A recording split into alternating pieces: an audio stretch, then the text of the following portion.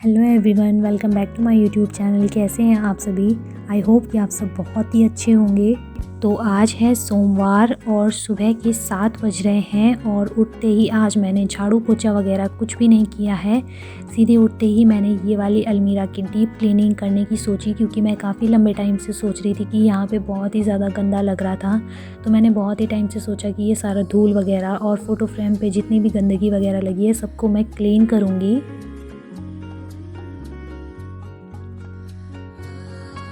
तो फ्रेंड्स, सबसे पहले मैंने इस नीचे वाली अलमीरा को क्लीन किया और इस पे जितनी भी चीज़ें रखी हुई थी उन सबको मैंने एक बार साइड कर लिया था।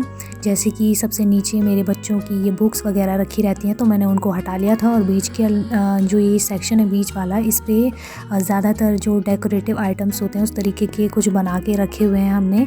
तो मेरी बेटी ने वो ड्राइंग की थी, उसे इस तरीके की चीज़ों का काफ़ी ज़्यादा शौक़ है। और जो ये फ्लावर पॉट वगैरह आप देख रहे हैं तो ये भी उसी ने बनाया है।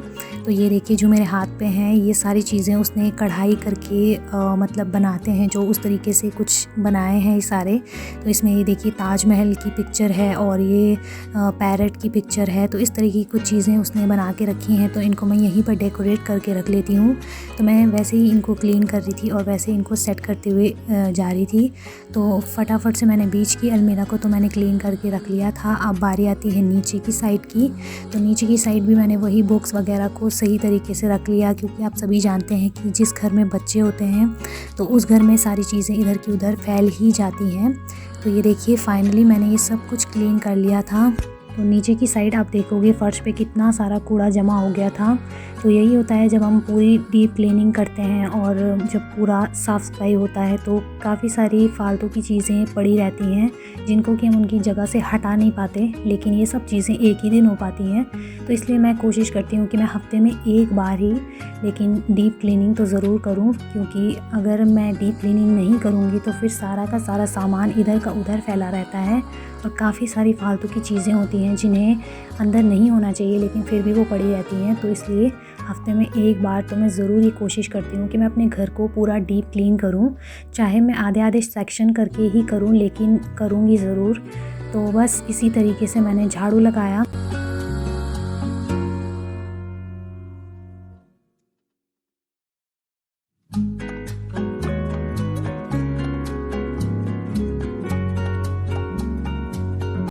तो बस अब ये देखिए मैं यहाँ पे झाड़ू पूरा अच्छे तरीके से लगा रही हूँ, ताकि कहीं भी कोने में या फिर कहीं भी बेड वगैरह के नीचे किसी भी तरह का धूल ना मिले।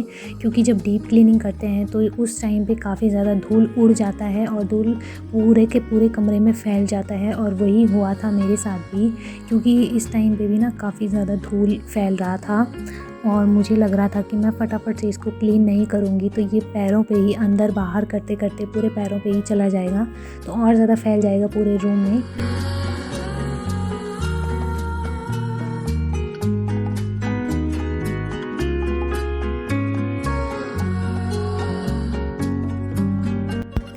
तो झाड़ू मेरा लग चुका था और अब उसके बाद देखिए मैं पोछा लगा रही थी और पोछा लगाते टाइम भी कितना ज़्यादा धूल दिख रहा था, क्योंकि जो ये धूल होता है वो बिल्कुल भी साफ़ नहीं हो पाता है। सिर्फ और सिर्फ झाड़ू लगाने से ही पूरी डीप क्लीनिंग नहीं हो पाती है फ़र्श की। तो ये देखिए कितना वाइट वाइट सा दिख रहा था। जब मैं पोछा लगा रही थी तब काफ़ी ज़्यादा क्लीन हो रहा था। तो धूल को क्लीन करने का सबसे अच्छा तरीका यही है कि पोछा लगा लो एक बार, उसके बाद तो फिर बिल्कुल क्लीन ही हो जाता है। तो जब मैं डीप क्लीनिंग करती हूँ तब तो मैं ज़रूर ये ध्यान रखती हूँ कि मैं पोछा ज़रूर लगाऊँ, क्योंकि वरना फिर से पैरों पे धूल चला जाएगा और उससे सारी बेडशीट वगैरह ख़राब हो जाएगी। तो बस यहाँ पे मैं उसके बाद मैं यहाँ पे पोछा लगा रही थी और अभी मुझे ब्रेकफास्ट की तैयारी करनी है, क्योंकि मैंने नहीं बनाया था। सबसे पहले मैंने यही काम किया क्योंकि इस काम को करना बहुत ज़रूरी था और फिर उसके बाद मुझे टाइम भी नहीं लगता।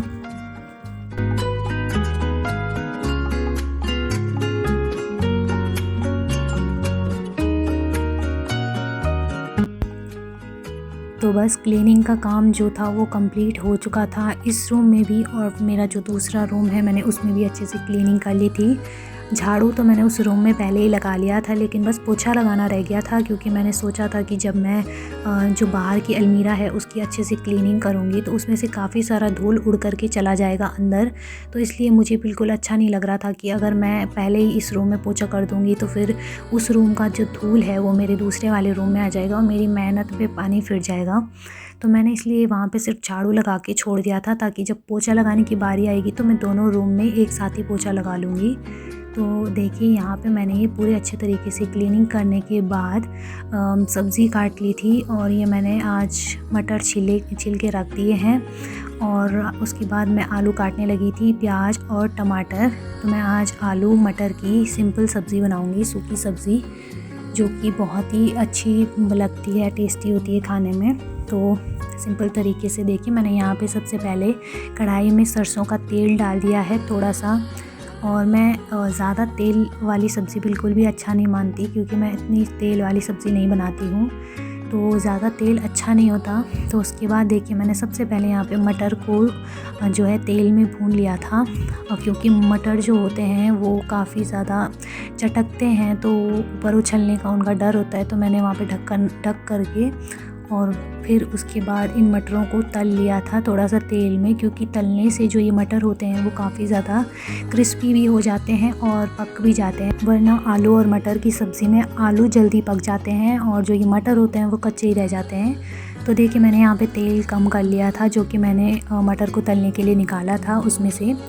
तो उसके बाद मैंने यहाँ पे प्याज, अदरक और लहसुन का जो मैंने पेस्ट बनाया था वो सब डाल दिया मैंने इसमें। प्याज का पेस्ट नहीं था, प्याज को तो मैंने कट करके डाला था। और उसके बाद मैं यहाँ पे टमाटर डाल दूँगी जब ये थोड़े हल्के से ब्राउन हो जाएंगे। तो मैंने टमाटर को भी पहले ही कट करके रख दिया है। तो बस ये देखिए इस तरीके से बहुत ही अच्छे से पक जाते हैं मटर। तो अभी देखिए प्याज जो हैं वो मेरे हल्के ब्राउन हो गए हैं।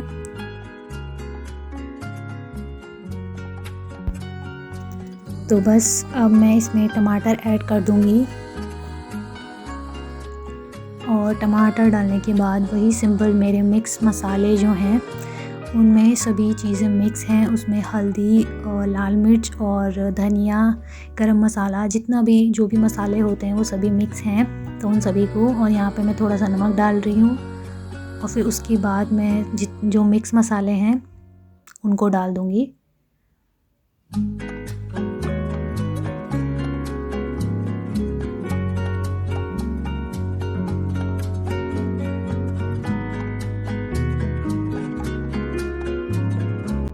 तो मसाले मैंने इसमें ऐड कर दिए हैं, और अब मैं मसालों को और जो ये टमाटर हैं इनको पकने के लिए ढक कर रख लूँगी, ताकि ये अच्छे से बिल्कुल पक जाएं। तो बस यहाँ पे देखिए टमाटर वगैरह जो थे वो पक चुके थे, और अब इसमें मैंने ये आलू जो कट करके रखे थे उनको ऐड कर दूँगी।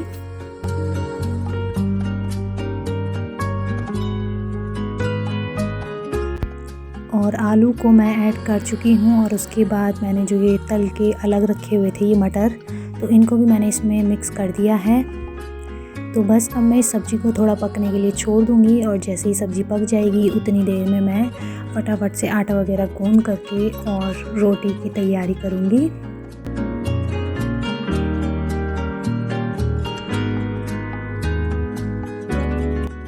तो उसके बाद मैं नाश्ता वगैरह हम लोगों ने कर लिया था, और मैं चली गई थी नहाने के लिए। तो मैं नहा के आ गई हूँ, और अब मैं यहाँ पे देखिए ये मलाई मैंने रखी हुई थी, तो ये 1 हफ़्ते की मलाई इसमें जमा करके रखी हुई है मैंने, और इसका मैं मक्खन बनाऊँगी।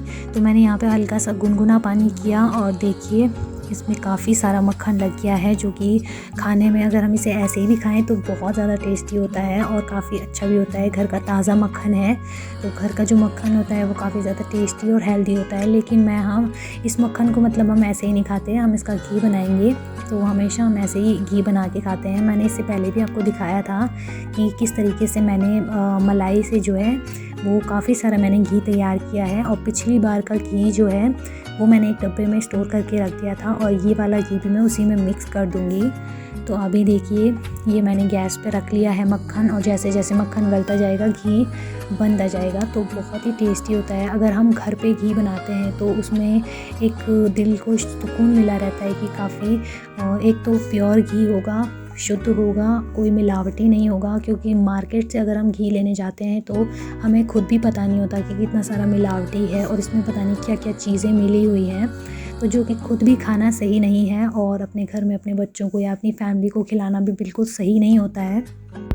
तो अभी ये देखिए मैंने मक्खन को बिल्कुल धीमी आंच पे रखा हुआ है, बिल्कुल लो फ्लेम पे, क्योंकि ये धीरे धीरे ही पकता है और फिर पकने के बाद बहुत ही अच्छा प्योर घी मिल कर के हमें बहुत ही प्योर घी बन जाता है और बहुत अच्छा लगता है, खाने में टेस्टी होता है। तो अगर हम इस तरीके से घर में बना के घी खाएंगे तो ये काफ़ी ज़्यादा हेल्दी होगा आपके लिए भी और आपकी फैमिली के लिए भी। तो मैं तो इसी तरीके से करती हूँ कि जो भी दूध आता है सबसे पहले उसको फ्रिज में रख लेती हूँ, जिससे कि उस पर बहुत ही अच्छी मलाई लग जाती है और फिर उस मलाई को हटाकर मैं किसी डिब्बे में स्टोर कर देती हूँ। तो ये मेरी 1 हफ़्ते की मलाई थी, शायद 1 हफ़्ते से कम की ही रही होगी।